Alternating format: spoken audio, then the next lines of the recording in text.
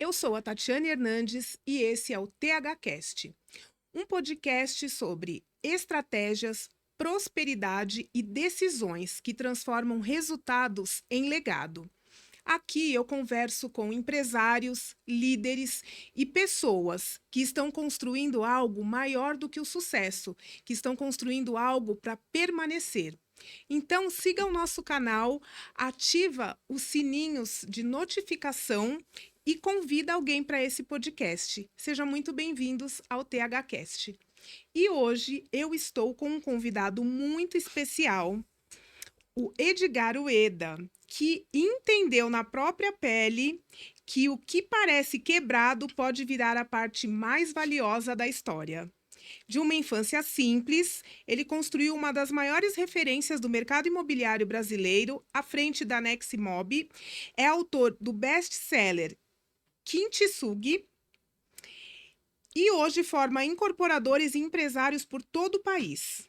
Edgar, seja muito bem-vindo ao THCast. É uma honra e uma alegria tê-lo conosco hoje. Eu que estou aqui entusiasmado por esse podcast. Obrigado pelo convite, Tatiana. Obrigado, Vanessa. Estamos aqui para contribuir e bora lá. Bom, vou começar com uma pergunta que sua história é marcada por recomeços. Você enfrentou dificuldades, fracassos e precisou se reinventar mais de uma vez ao longo da sua trajetória. E eu queria saber qual foi a queda que mais doeu e o que mudou em você depois dela. Eu acredito que são somatórias de quedas. Sucesso e fracasso, para mim, Tatiana, é um efeito composto.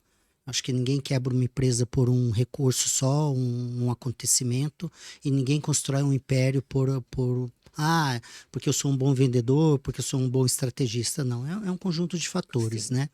Então, as quedas, eles foram forjando o Edgar de hoje como empreendedor, como ser humano, como pessoa.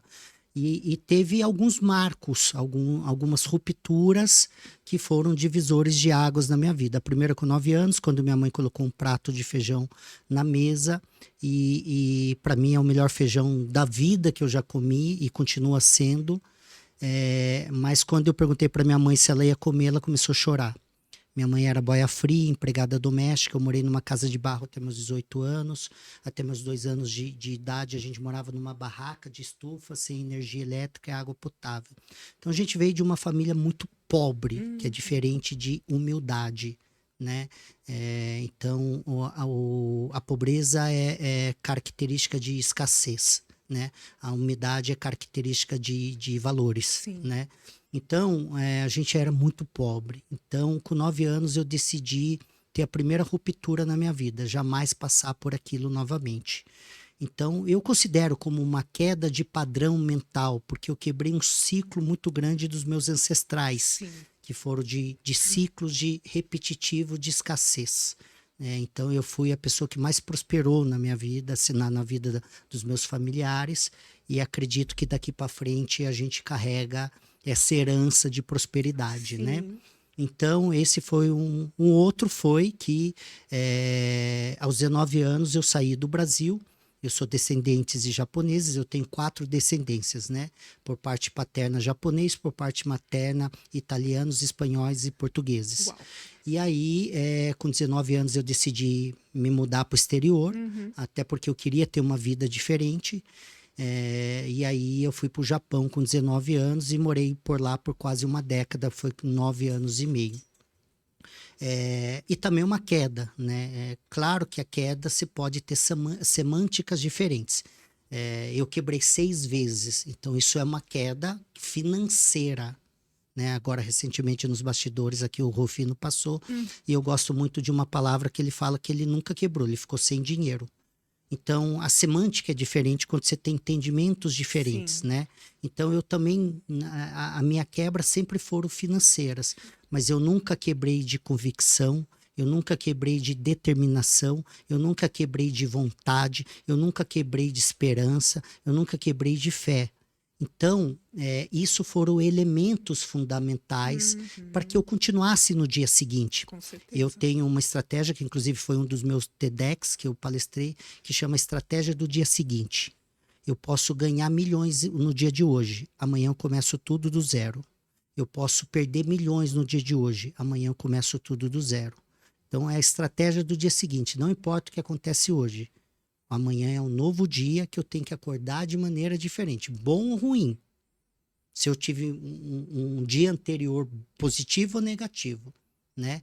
Então essas mudanças de mentalidade, de comportamento foram que forjaram, né, o Edgar a criar o que ele criou, quanto empresário, como ser humano, como Incrível. pessoa, né, dessa forma. Mas inúmeras estratégias, né? Eu quebrei 6 vezes, como Uhum. citei, financeiramente falando, fiquei em más lençóis, mas todas as minhas quebras anteriores me ensinaram muitas coisas e por isso que eu criei a melhor metodologia do mercado da atualidade. Eu sou o único especialista que recupera empreendimentos fracassados por escalabilidade.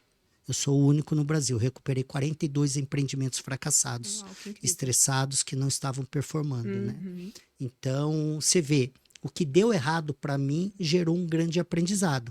Agora, Sim. porque eu era inconformado, eu tinha esse inconformismo, eu era obstinado. Então, toda vez que dava errado, eu entendia e queria entender por que que eu estava errando, por que que eu estava fracassando, em que parte eu estava sendo incompetente, qual era a competência que me faltava, Uhum. porque tudo isso me fez não repetir o mesmo padrão. Eu falo, eu posso errar 300 vezes, mas sempre em lugares diferentes. Eu não me permito errar 2 vezes no mesmo lugar. Isso é incrível, porque você usou da sua queda para levar como um aprendizado para sua vida e conseguir construir tudo que você conseguiu, mesmo tendo quebrado 6 vezes, É. né? Como você comentou, você morou quase 10 anos no Japão, né? E você trouxe de lá um conceito que dá o nome ao seu livro, que é o kintsugi, a arte de consertar a peça quebrada com ouro, deixando-a mais valiosa do que era. Quando essa ideia virou um método que você aplicou de verdade na sua vida? Então, esse é um dos métodos que eu aplico na minha vida pessoal e na minha vida profissional, né? O Kintsugi, ele me trouxe uma grande lição. Ela é uma filosofia milenar japonesa, né?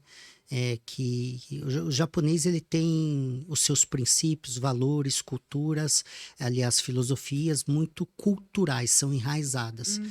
Então, assim, é cultural o japonês falar seja bem-vindo, é cultural o japonês falar volte sempre, é cultural o japonês falar muito obrigado, é muito cultural se você pisar no pé do japonês e ele pedir desculpa para você.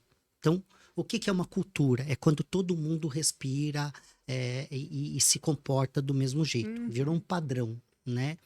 Então eu fui aprendendo que não poderia ser temporal. Eu não poderia adotar alguns princípios, filosofias temporais. Eu tinha que fazer desses princípios, valores e filosofias também uma cultura dentro da minha vida. Por exemplo, a gente está falando de viajar. Para mim é cultural viajar e não é cultural na literatura. Então eu todos os anos vou viajar porque faz bem para minha saúde mental, faz bem para minha criatividade Uhum. e por um conjunto de outros Sim. fatores. Como é cultural na minha vida fazer de 5 a 6 novos treinamentos todos os anos. Então eu sento na cadeira como aluno sempre, né? Então não tem como você querer sentar numa cadeira para ensinar se você parou de sentar na cadeira de aprender. Com Os certeza. americanos falam do long life learning, né? Uhum. Então, se o lifelong learning. Então, se por que que isso daqui tem que virar um padrão? Então, quando eu entendi a filosofia do Kintsugi, que é toda cicatriz ela tem um valor e esse valor pode virar uma grande referência de ancoragem para você, então eu quebrei, tá? O que que isso me ensinou? Eu vim de uma família muito pobre, é uma cicatriz, depende do seu contexto. Uhum. Eu passei por um período de escassez muito grande, passei, mas o que que isso me deu como força? Né? Então, essas pequenas cicatrizes que para mim eu não faço nenhuma questão de esconder, né? Eu faço questão de exaltar, de Sim. mostrar, porque é o DNA do Edgar. né? E o japonês, ele pega, quando você quebra um vaso, por exemplo, qualquer outro objeto, ele não joga fora, porque aquele objeto ele teve uma história. E aí ele pega lacas e fios de ouro e ele forja aquele objeto a se tornar um objeto único, né?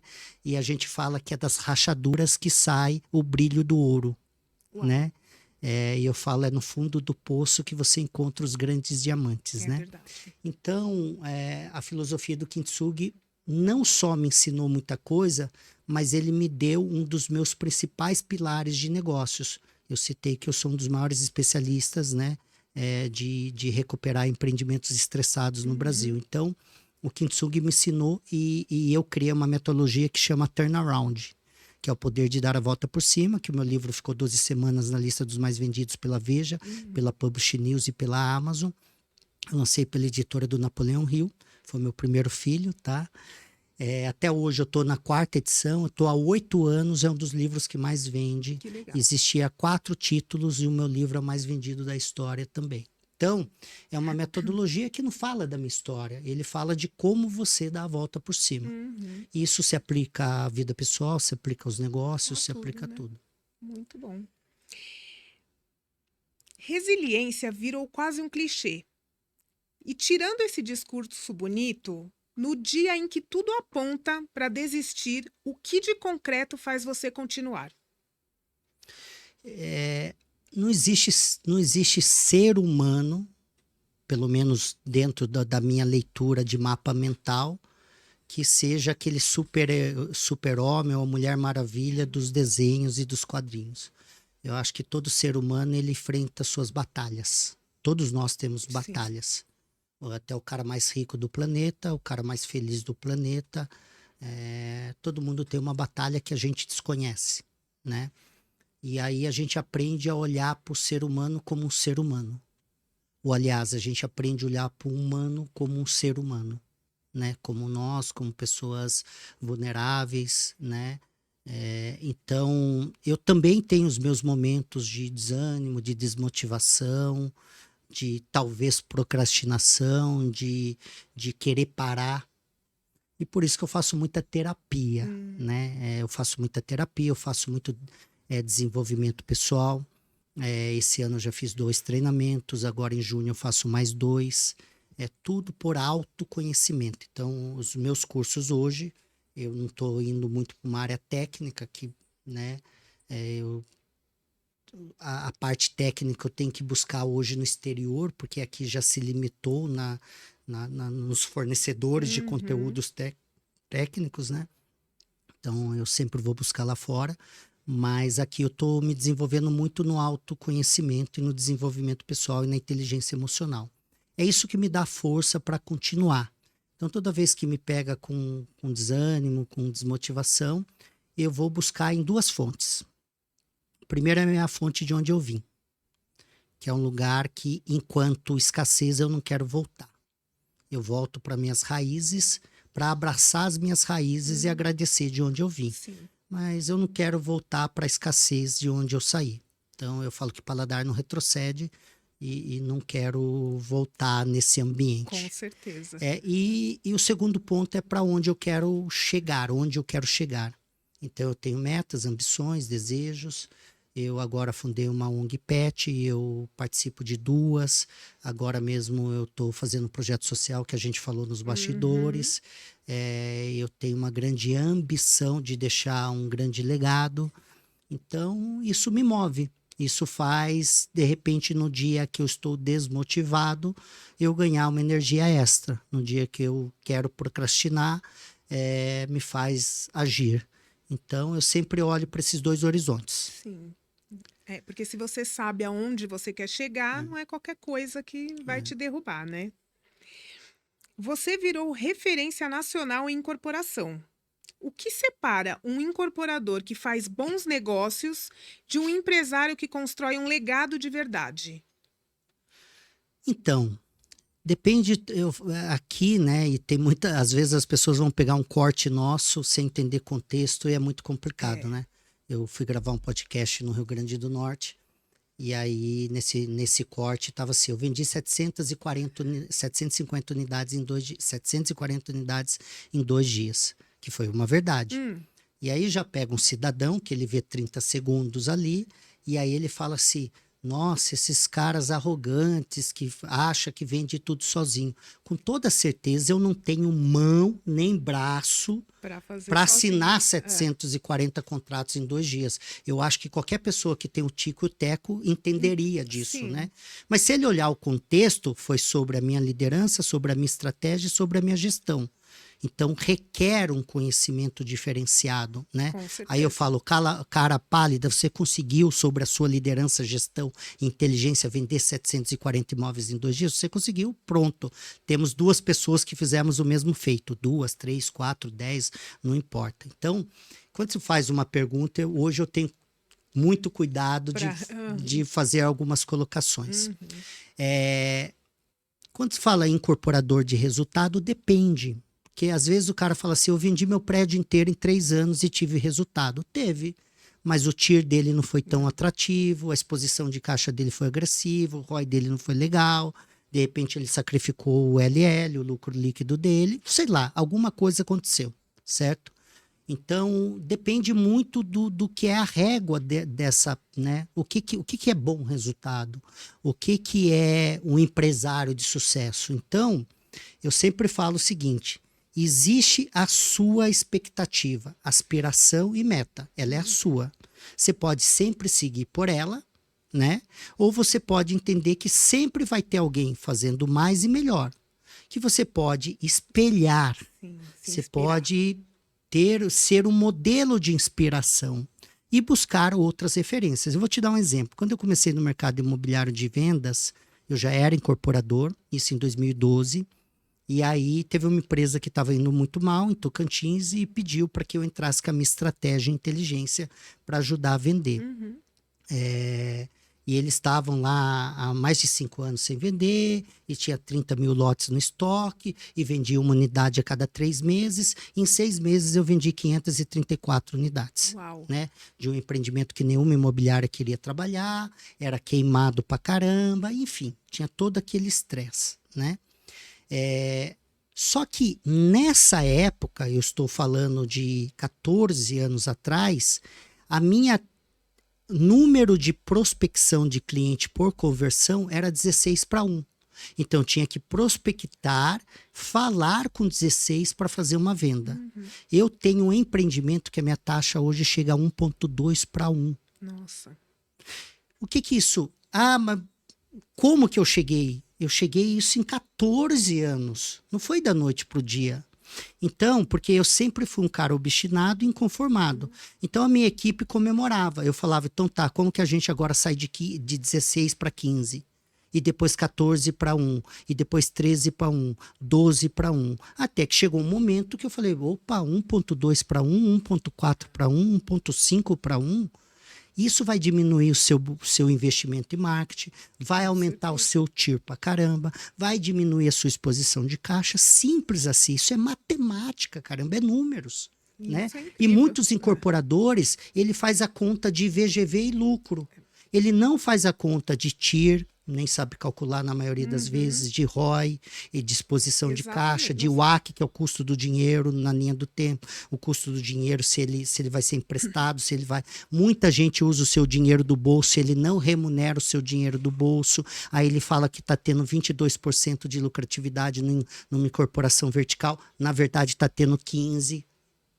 Porque ele não faz a conta direito, ele não coloca contingência. Eu tenho uma ferramenta dentro da minha empresa que chama FEME, eu trabalhei na Toyota, estudei na Toyota, eu uso muito o Lean Factor. E essa ferramenta a gente coloca toda a análise de sensibilidade, de probabilidade de erro. Então eu gero mais de 20 análises de sensibilidades, de tudo que pode dar errado. De cada 100 empreendedores que eu atendi, foram 115 empreendimentos que eu já lancei. De cada 100 empreendedores que eu atendi, 99 não tem dentro dessa planilha dele de contingência. Então, se deu errado, ele não planejou. Sabe aquela pessoa que, assim, quando quebra o carro, ele fala, nossa, agora eu vou gastar 10 mil reais. Eu falo, mas você não sabia que um dia o seu carro ia quebrar? Porque ele não planeja isso. Você sabia que um dia você vai ficar doente? Você sabia que um dia o carro vai quebrar? Você sabia que um dia a casa você vai precisar de manutenção? Esse é o básico do básico do básico. Só que 99% dos incorporadores não coloca isso no seu estudo de viabilidade, muito mais na sua planilha de gestão. Aí ele pressupõe que o lucro é 22, que é 23, que é 24, na verdade está lucrando 12, 14 lá e olha lá. Quando tá, né? Né? É, por isso que eu escrevi o livro antes do projeto, porque eu percebi que a maioria dos incorporadores, além de todas essas contas, né, que deveriam estar dentro de uma planilha, isso daí já é ainda mais avançado. O cara ele não define o comprador e o produto dele. Ele não coloca custos de manutenção de obra, que ele tem Nada, 5 anos lá para nada. ficar ali, não sabe nem se dorme direito, né? Exatamente. Então é muito complicado, né? Então, por isso que muitas incorporadoras pequenas e até médias quebram no. Você não vai quebrar no primeiro empreendimento, mas aí no quinto, no sexto, você já está quebrando, porque vem erro atrás de erro e aí você não aguenta, né? E o Edgar de hoje já provou boa parte do que precisava provar. Então, tem algo que ainda te tira do sério ou algo que ainda te assusta? Olha, cada vez mais eu tento me policiar para que o Criador lá em cima me dê sabedoria para administrar as coisas, né?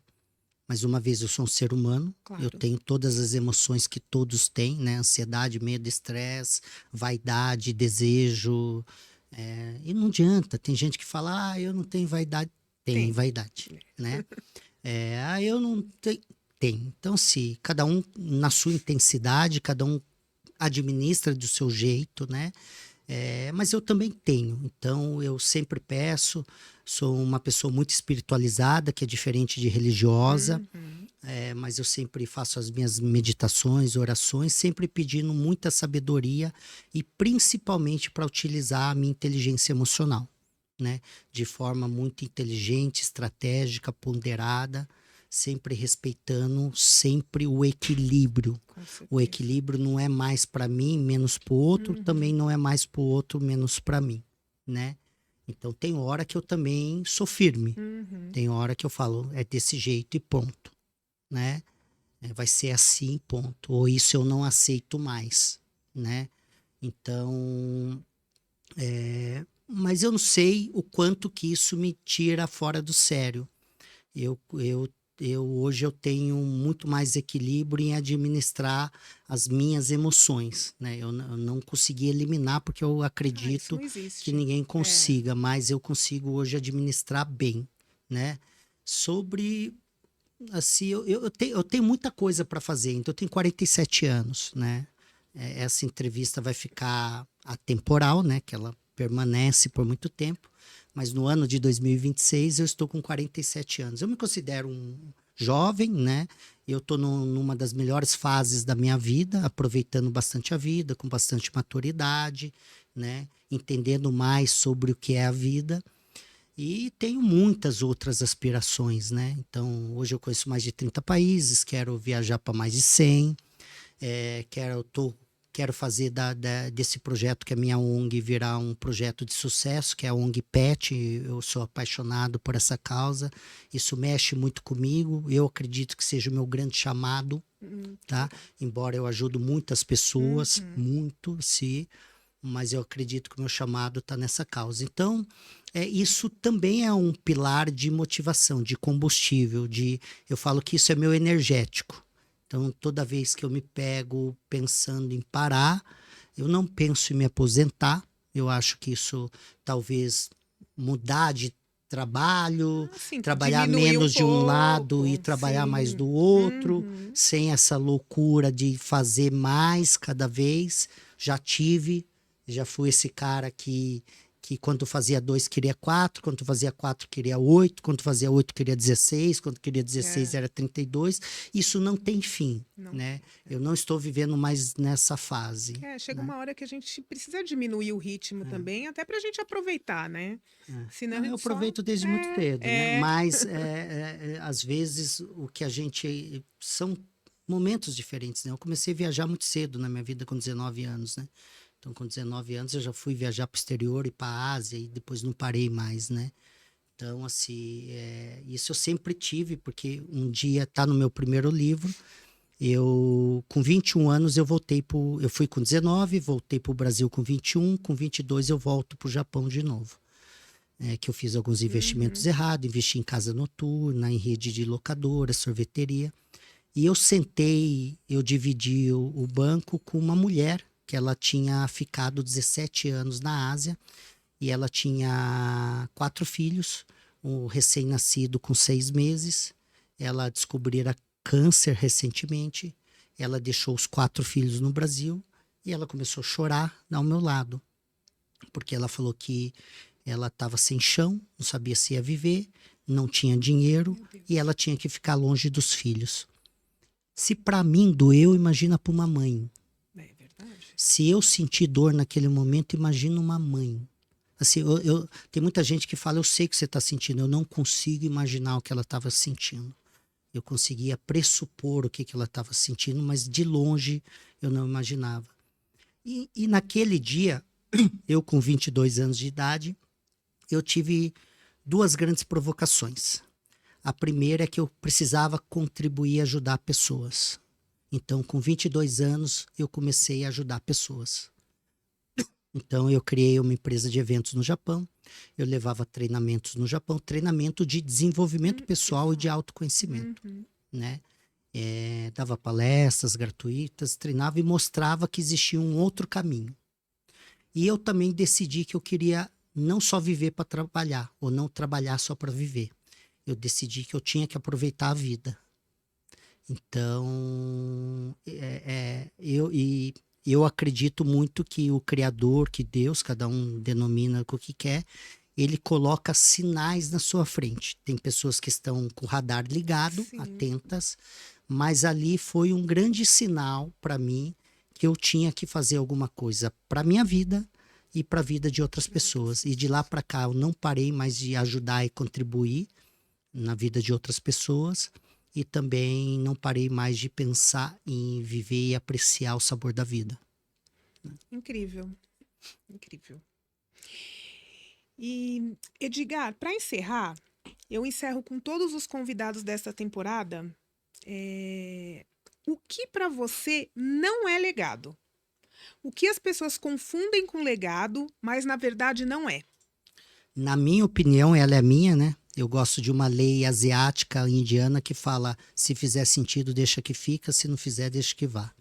Então, dentro do meu mapa mental, legado não é o que deixamos para as pessoas. Legado é o que deixamos nas pessoas.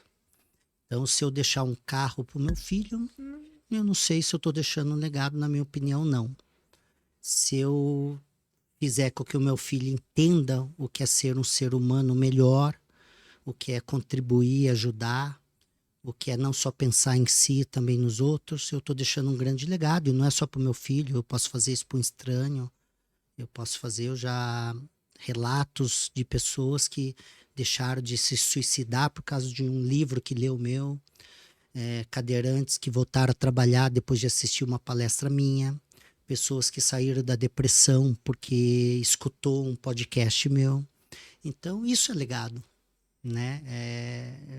Até porque se eu der, sei lá, R$ 1.000 para uma pessoa, no dia seguinte ela gastou, nem vai lembrar mais que eu existo. Com certeza. Mas se um dia, de repente, eu contribuir para que ela se torne um ser humano melhor, pode ser que um dia ela lembre que isso foi muito relevante na vida dela, né? Então, essa é a minha visão do que é legado. Edgar, muito obrigado por você abrir a sua história com tanta verdade aqui. E a sua trajetória mostra algo em que eu acredito profundamente, que legado não nasce da ausência de rachaduras. Muitas vezes nasce justamente das partes que precisam ser reconstruídas. Que bom, né? Obrigado, Tatiana. O seu podcast aí, com toda certeza, vai contribuir.